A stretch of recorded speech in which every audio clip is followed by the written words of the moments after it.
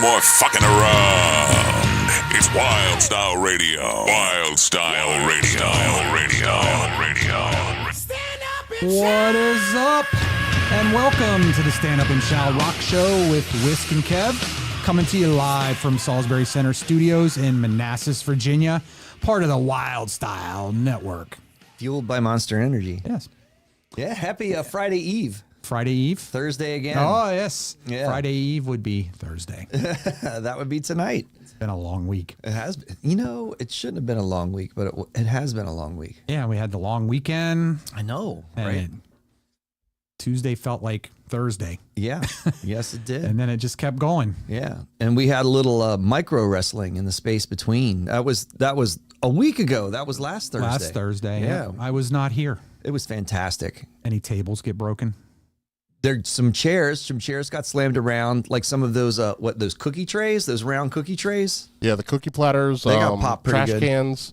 This one felt a lot different than the last one. It was pretty aggressive. And it was it felt wrong because there was a lot of guy versus girl matches. There was. With trash cans and just like cracking a little. We'll call it person. a gender bending lineup. There you go. Yeah, there was 100%. no. They were not paying attention to male female. Like it was all holds barred. Anybody bleed? There was some blood, not like bare knuckles, Well, of course not. but there was some blood going on. Right? Yeah, I mean it was super fun. Had a good crew. Daniel Ruin was out here. They're representing, Age of Ruin. Okay. So there was a little, crossover from our Was there a world. sticker battle? There were some stickers. There were, of course, there were some stand up and shout stickers readily available Sure. to many people out there that night. So absolutely, Awesome. yeah. Sorry I missed it. I know it was fun. I've seen you guys tag the bathrooms pretty heavily with your stickers. I heard that happened at Merriweather. Somebody, I don't know how they got their hands on them, but somebody put them in the urinals, on the walls, on the water fountains. Uh-huh. I was at Crooked Run Brewery in Sterling couple weekends ago, and they were on the bathroom walls in there too. Excellent. I heard might hit Star Hill down even in Charlottesville Yeah, too. so someone is getting their hands on our merch. Love it.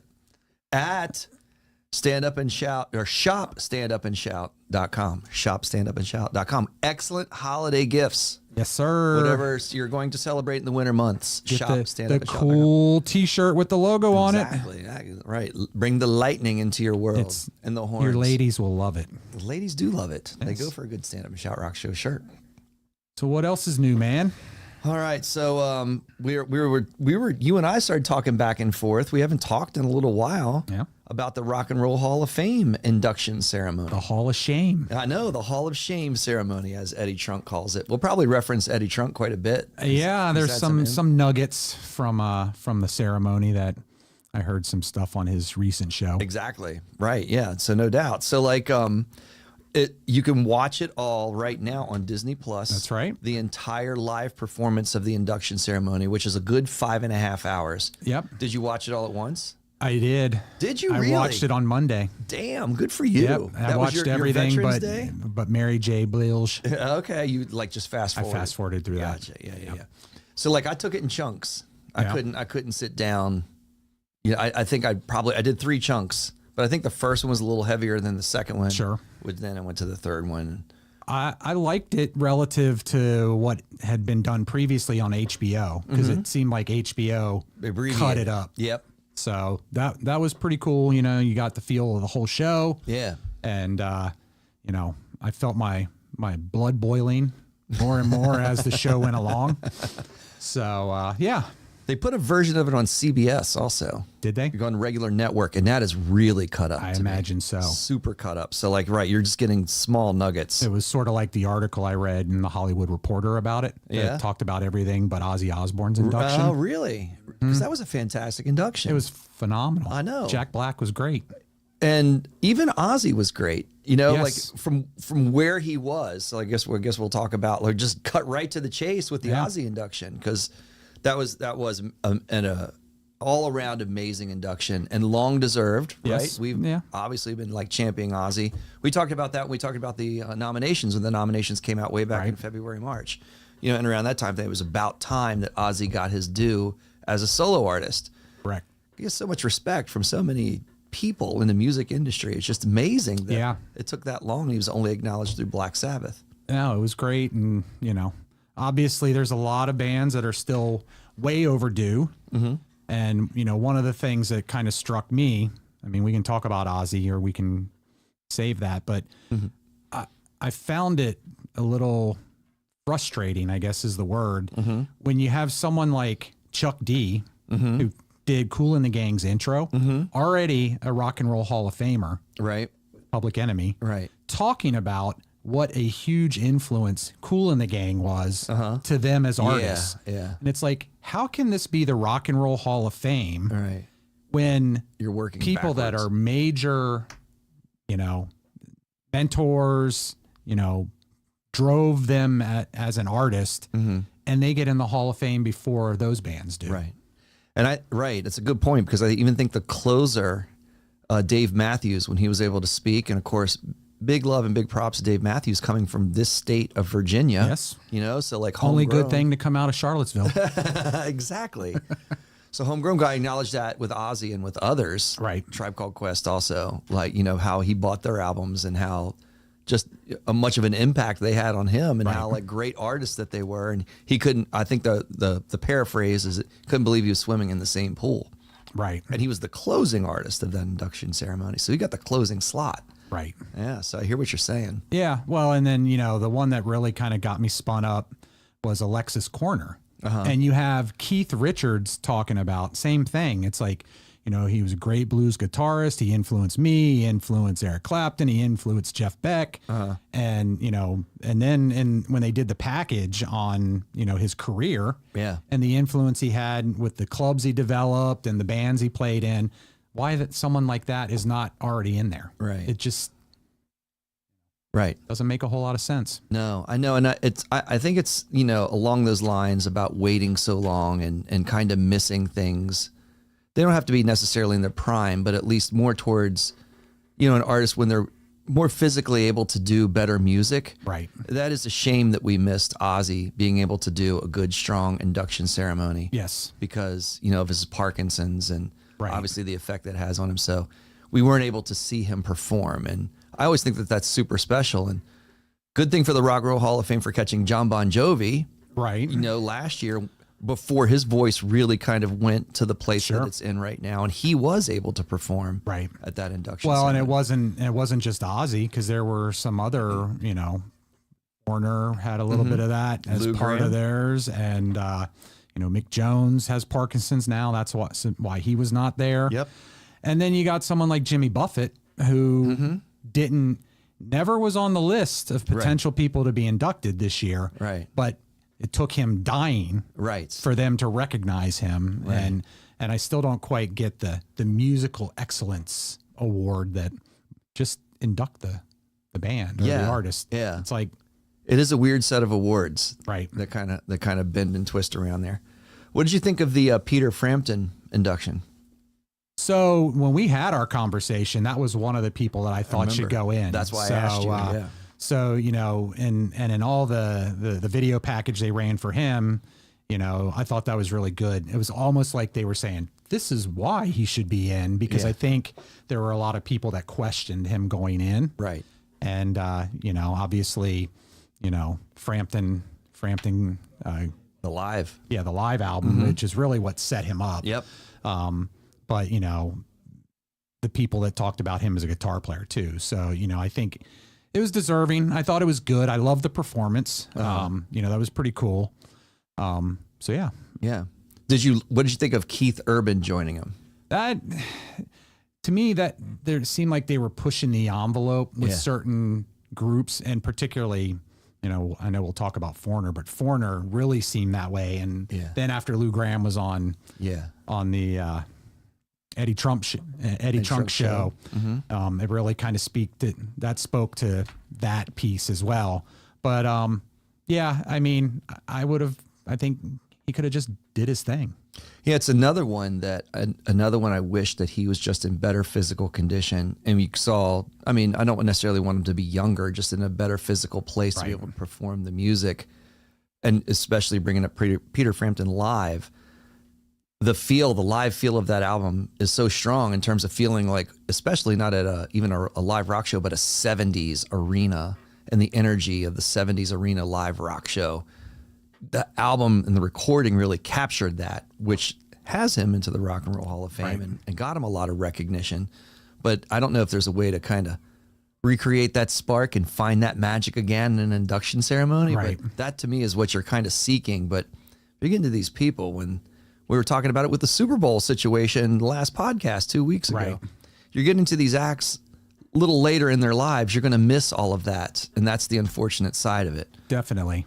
And of course, with Foreigner. Right. Yeah. And as you're bringing up. Yeah. So I thought that also was a little pressed. You know, great to see Slash and Chad Smith playing together. Yeah. And Chad Smith was a beast on those Foreigner tunes. I Right. thought he was fantastic. well, and he also heavy. played the Ozzy part too. So it's like, he's just such a phenomenal drummer. And I got all new respect for him in the Netflix documentary that was all about the drummers. You know, just obviously he can play, but just the musical knowledge and theory that he talked about in that documentary. And you can see it, you know, he was able to come out and do Foreigner tunes and then turn around and come out and do a bunch of Ozzy solo stuff. Sure.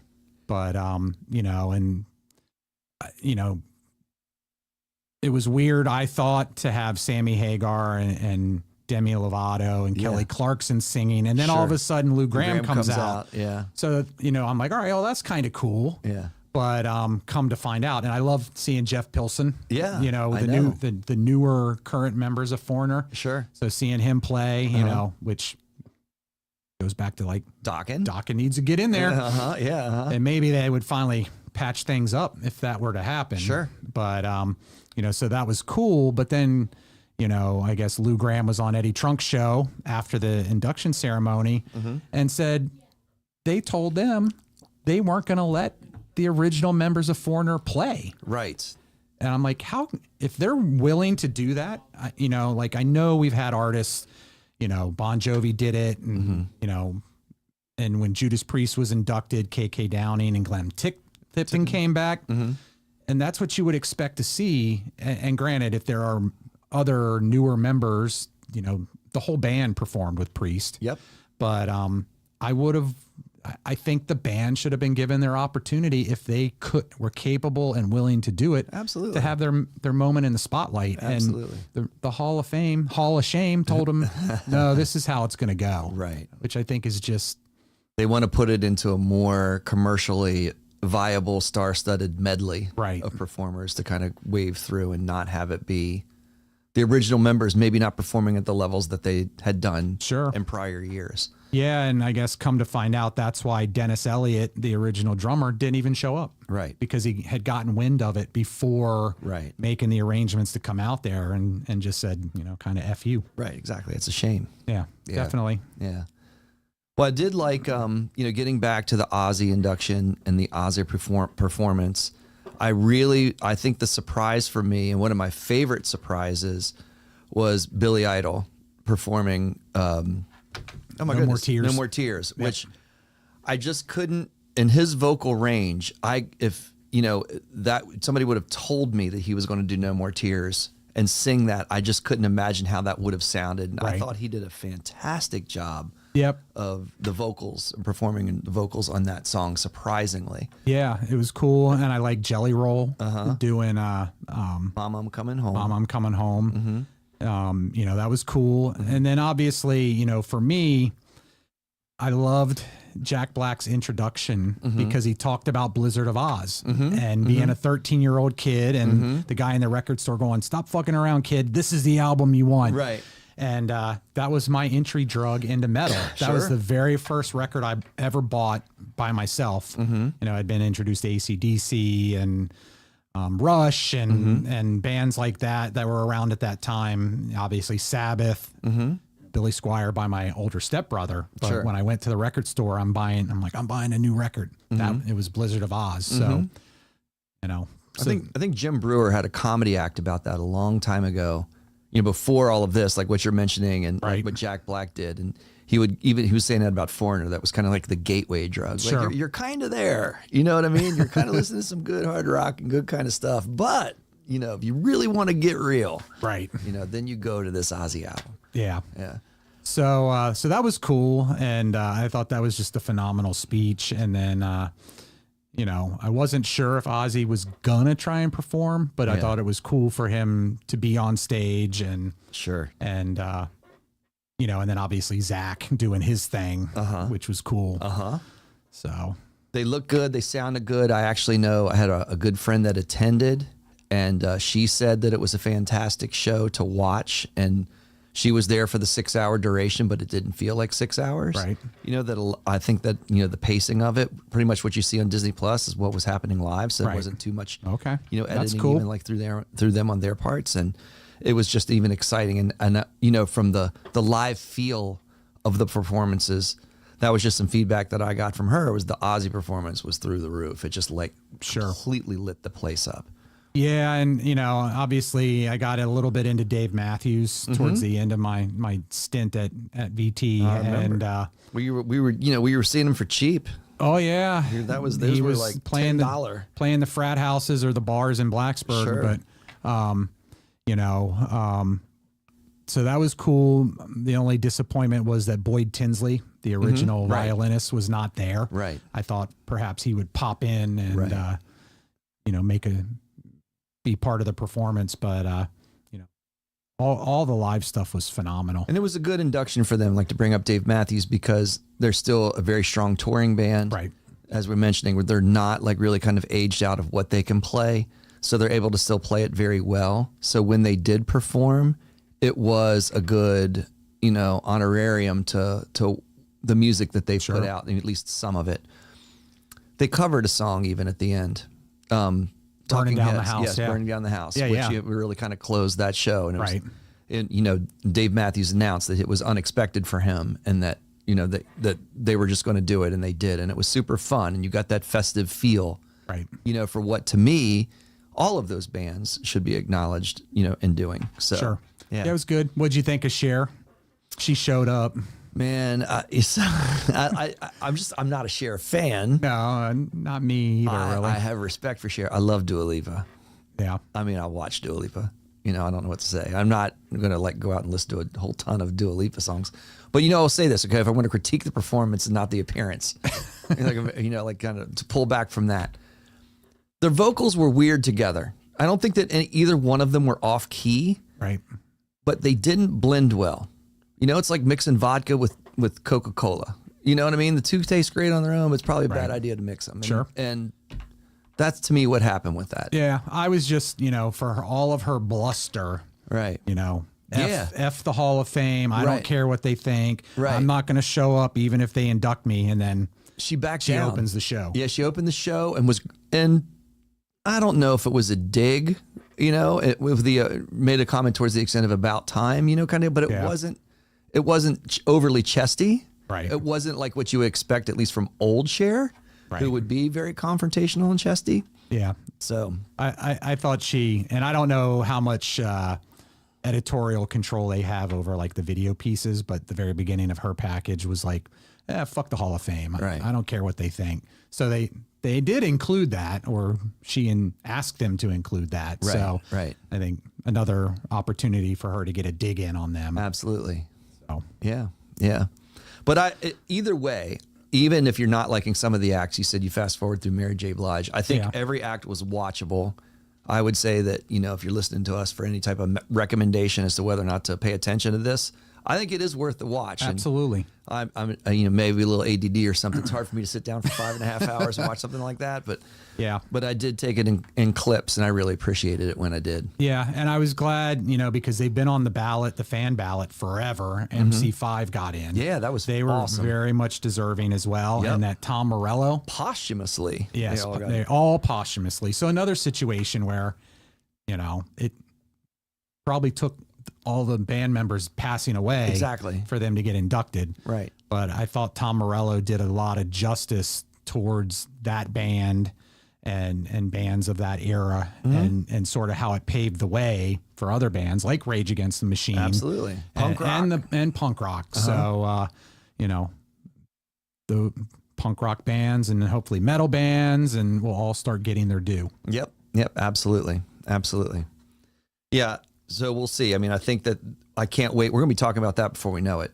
Oh yeah, It's less than a half year away when they're going to, basically announce the new nominations and allow voting to happen and all that kind of fun. Yep. And we'll see who gets inducted out of that for 2025. for sure. As we're on the doorstep of 2025. That is true. All right. Well, very cool. All right, we're going to shift gears a little bit.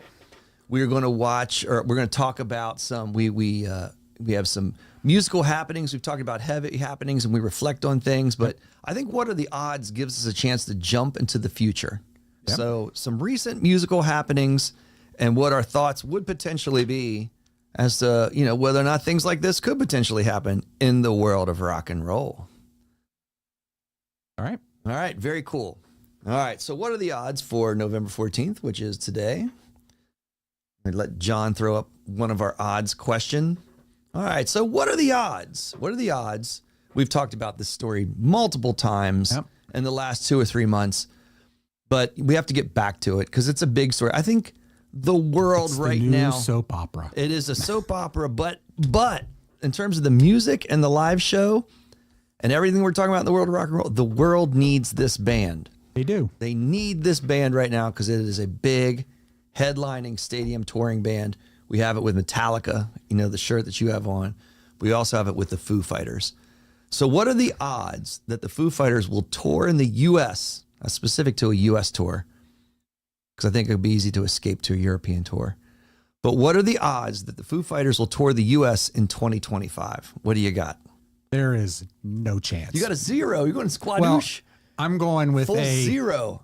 plus 1% chance. You're going with the And deviation? that's my hope. That's a deviation. It's like your standard deviation is a plus 1%. Yes. Is there a negative 1%? It's plus or minus, right? I was going to say, how can you, they would owe a tour in 2025? Yeah. I think, obviously, It's very dark of you, Kevin. based on, Dave's most recent comments that he's got to step away. He's got to focus on his family. They're trying to keep it together and make some lemonade out of the lemons that came up. All the lemons owe the Foo Fighters. I just don't think it's going to happen this year. I mean, it would take a lot of planning. We know that because we talk about the size of a Foo Fighters tour. Right. Would you consider changing that number if they took a Jack White approach towards touring, where you just pop up in venues, but you're still touring because Jack's still traveling all around the country. Right. He's not necessarily coming out with a specific list of dates, but he's popping into small venues such as the Salisbury Center when they become available. Maybe that can be the first stop And the on Foo this, Fighters? I would on this love little that. mini. Book it. The world needs that right there. I mean, obviously, they do the surprise shows at like the Anthem and the Atlantis, Yep. and so Which is not a tour. no, Yeah, I think that's And they also are owned by Dave Grohl. correct, yeah. Yes, we got that problem. So, but I just, Hard to compete with that. I mean, is. to say that it's going to be a tour, I mean, we've got bands that are already announcing and selling tickets for shows in May and June. And a lot of the U.S. summer festivals have announced lineups, and they're not part of that. So I just think the odds of them touring are pretty low for this calendar year, upcoming calendar year. I'm going to give you more hope than 0. I'm going to give you a 10%. Okay. Just because I think that things can change. The key piece of that is 2025. So a full year from now could be November 2025, and I would say that if they booked 6 to 10 dates, in and around November into December, that I would qualify that as being enough, and that would count. So Okay. if in that time frame, I'm hopeful because I feel like that is Dave Grohl, right? He's not afraid to zag whenever the rest of the world is zigging. So, and he might need it, right? Like, Yeah, because getting up things are heavy at home. 3 a.m., Right. Things are baby heavy. crying. You got to get out. I gotta there. go. Exactly. Right. You might just need that little outlet. Right. So I think that could be therapeutic, even though that I don't know that maybe his family consider that detrimental to his mental health and marriage. I don't know, but it could also be therapeutic. I don't know. Right. We don't know the details of what's going on. And we've always loved and supported Dave and the Foo Fighters and all of Absolutely. this because, again, like their music is outrageously amazing. So I'm going to give it a 10, but I'm not going to go higher than 10. Okay. I'm with you on that one. I can't go as low as I can't give up that much hope, Kevin, to give it a 0. What do you think there, Mr. Salisbury? I'm with Kevin. Like barely. I knew that was going to happen. Yeah. Barely 1% chance. I figured I would ask. Yeah. All right. What do you I think, think John? they're over it right now. Yeah, so same with Kevin. But if they do come to the U.S., do they stop in Virginia? Hometown? Right. Does he? Oh, what are the odds there? So typically Merriweather. Merriweather is the typical at least outdoor large venue. You know, and right? We even had tickets for that. Oh, that would sucked. Right. They were great seats Till too. till Taylor Hawkins passed away. So we were geared up for that great show because he does a great hometown show. I forgot about that aspect. I was just thinking of the whole recent, marital thing. I totally forgot about Taylor and him passing and Yeah, but they toured. And then his mother passing also. Yeah. whose mother? Dave Dave Grohl's. Grohl. Oh wow. So you have a loss of two, close people in your life. But then they put their most recent album out following that, and then Yes. they did festivals. Festivals. They did a little kind of mini U.S. swing. They didn't come. The closest they came to here was Richmond, but Right. nothing in D.C. No. Need a July 4th Foo Fighters show. So there's the other piece. And I'll throw in that little nugget too. So I'm glad That you wouldn't brought be that a up. tour though. It may not be a tour, but the other maybe impetus to drive a tour in 2025. It is the 30th anniversary of the Foo Fighters. Sure. Of the band. So there's just a celebratory and nostalgic aspect to that too that might kind of push them towards doing more dates. But they have done 4th of July here. They did that on their 20th anniversary. They were set to do it on their 25th anniversary, but then COVID happened. Right. So here we are on their 30th. So could be likely that we could get a festival show here in DC with that. But again, I wouldn't qualify that as a tour. All right. All right. You want to read this one? Sure. All right. What are the odds that Iron Maiden will be a Rock and Roll Hall of Fame nominee in 2025? Nominee is the key word. So And not an inductee, but a nominee. They've been a nominee several times already. that is correct. Are they going to keep going back to the well? How many times can you get asked to the dance I don't think it's without going to the dance? I don't think it's like the Baseball Hall of Fame Right. where you have a set period of time and then you're no longer eligible. Correct. Nor do I think, and obviously Bruce Dickinson has been very vocal in his disdain for the Rock and Roll Hall of Fame, and that he doesn't really care whether they get in or not.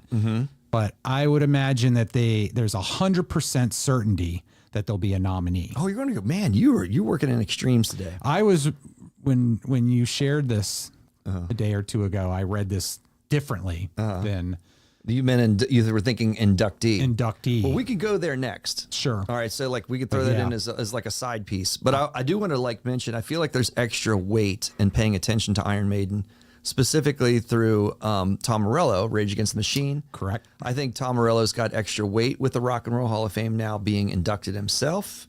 And I feel like that could come from the fact that most of Rage did not want to go and be associated with the Right. Rock and Roll Hall of Fame.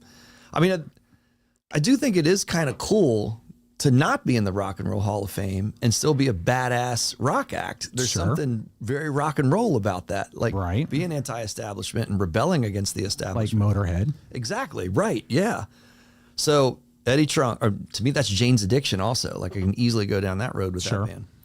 But I'll quote Tom Morello here. I will chew off my leg like a coyote in a trap if I can't get Iron Maiden in. While there are many deserving acts, Iron Maiden for me is the most egregious oversight in the Rock and Roll Hall of Fame. Iron Maiden is the gold standard of metal bands, and they're not in the Rock and Roll Hall of Fame. I know Bruce Dickinson said he really doesn't care. Well, I care as a fan. I care very, very much about it, so I'm going to do all I can to get whatever limited influence I have to get Iron Maiden into the Rock and Roll Hall of Fame. Right. So there's a mission. He's on a mission from God. We're on a mission from God. Yes. So the other interesting thing I took out of his induction speech for MC5 was that he said he has been asked to partake with the selection committee Yeah. going forward. Right. Including this past year. Right. So I think he's the one that drove MC5 finally getting in. And yeah, so I think I would say you couple that plus the fact that Paul Di'Anno just passed away. Yep. I would say you're looking at probably a 75 to 80% chance that they're going to get inducted. Okay, you're gonna go. I was gonna go with you. I was gonna go with 100% chance to get nominated again. Right. After this year, I don't know about that though. I can see that dropping, like for me, in a drastic opposite direction. Yeah. Because again, it's just being asked to the dance over and over and over again, but then not really having a commitment to go. And then beyond that, I think that this time around, there's been enough public attention that's been brought to that specific issue for the Rock and Roll Hall of Fame. I think it is very likely. So I was going to go 175. So I was in your ballpark. Yeah. For those two. So things. yeah, it'd be cool to see this actually happen and then have it play out. Like, what is Iron Maiden going to do? Are they going to pull a Cher? They're going to totally back down from this chesty stance about not going into the Hall of Fame? I would imagine that, yeah. Yeah. Tail between the legs, they're going to show up. Yeah. I just wish, obviously, two original members are no longer around. Mm-hmm. It would have been great had it happened. Yeah. Where, because Di'Anno was doing some shows, although he was struggling with a lot of health issues. But to be able to see him come in and hit a song or two with those guys as part of that induction. Sure. So. Yeah, I know. You got any thoughts there in the booth? Booth men? Do you care? Yeah.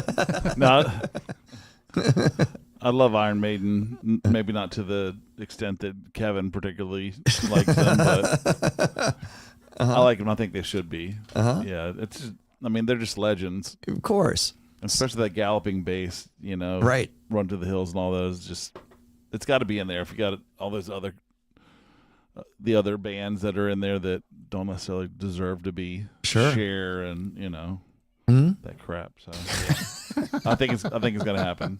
Tom Morello is going to make it happen. I respect their stamina. I mean, you talk about stamina for a live act. Like, these guys at their age, the way they're like performing and running all around the stage and playing at the levels that they're playing at, it's amazing. I mean, how many bands have we seen crap out and just not be able to handle the physical strain of performing like that? These guys don't even blink at doing it, and night after night. And the other thing too, what I got to give Iron Maiden praise about is they know how to price their tickets. They're not greedy. They absolutely could be greedy as hell. Right. And, they put out a good ticket price. Obviously they're making money off of that, and they're still filling arenas because they put out a really decent ticket price. Yeah. So they were just in Baltimore Tuesday night, I think it was. Mm-hmm. I heard of that. It was packed to the gills. When we saw them the time before that at Capital One Arena, it was rarely have I been to concerts at Capital One where it's packed all the way to the 400s. ceiling. Yep. And that place, it was all the way up. Yep. All the nosebleeds were full. Yeah. And at the one point, and it was seemingly, it was not directly coming out of COVID, but remember, Bruce asked all the lights to be turned on. Yep. So you could see everybody that was there. He's like, we're clearly not obeying social distancing and COVID is over. And I was like, well, wasn't that like almost 2 years ago? But yeah, it was totally packed. So, and I was reading an article on Loudwire, I think it was, where, Dave Murray's like, I could have been retired 10 years ago, but the band just wants to keep going and he's making it happen. So it's like, those guys they're getting up there. Yeah. So Lady Gaga has infamously said, in terms of like her aspirations over the course of her career for music, she has said, I just simply want a fan base like Iron Maiden has. And that speaks to it. They treat their fans well. Their fans treat them well. Yeah. It's a great relationship. Well, and especially, in Europe and South America, they do these shows and they're pulling hundreds of thousands of people into these, the big stadiums and it's packed all the way to the top. Yeah. And just them. Yeah. It's not not a festival bill. It's just them. Right. So, yeah. Yeah. So we obviously talked a lot of reasons on top of Tom Morello's reasons for them deserving to be there, but we'll see. We'll see how this goes. I think I am hopeful, in other words, with our odds makers, that this is going to be a big year for Iron Maiden, and at least in their recognition. I hope in that so. world. I know. Yeah, I think so too. Okay, we're back to Go Hero.